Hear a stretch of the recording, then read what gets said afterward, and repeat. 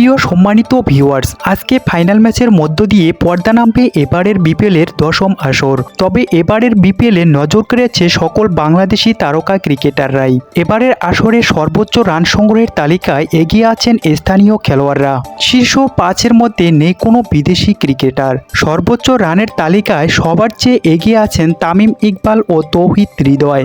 আজকে ফাইনাল খেলার মাধ্যমে শেষ হবে এবারের বিপিএল। তবে শেষ ম্যাচে কে হতে যাচ্ছেন সর্বোচ্চ রানের মালিক, তামিম ইকবাল নাকি তৌহিদ হৃদয়? প্রিয় সম্মানিত ভিউয়ার্স, এ সকল বিষয়ে বিস্তারিত জানতে ভিডিওটি না টেনে সম্পূর্ণ দেখতে থাকুন।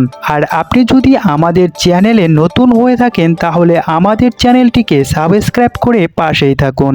সর্বোচ্চ রানের তালিকায় শীর্ষে আছেন তামিম ইকবাল, যিনি 14 ম্যাচে 125 স্ট্রাইকে ব্যাট করে রান করেছেন 453। এদিকে সর্বোচ্চ রানের দ্বিতীয় স্থানে আছেন তৌহিদ হৃদয়, যিনি 13 ম্যাচে 150 স্ট্রাইকে ব্যাট করে রান করেছেন 447। তবে এ পর্যন্ত তৌহিদ হৃদয়কে ছাড়া 140 স্ট্রাইকে 400 রান করতে পারেনি কোনো বাংলাদেশি ক্রিকেটার। এছাড়াও শীর্ষে 5-এ আছেন তানজিদ হাসান তামিম, লিটন কুমার দাস ও মুশফিকুর রহিম, যার মধ্যে তানজিদ হাসান তামিমের ঢাকা বিপিএল থেকে ছিটকে গেছে অনেক আগেই।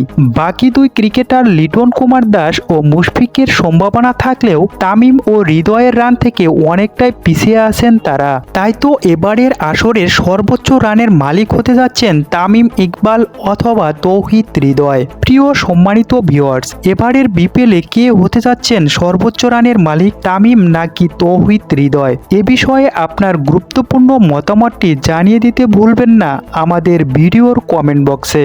ধন্যবাদ সবাইকে।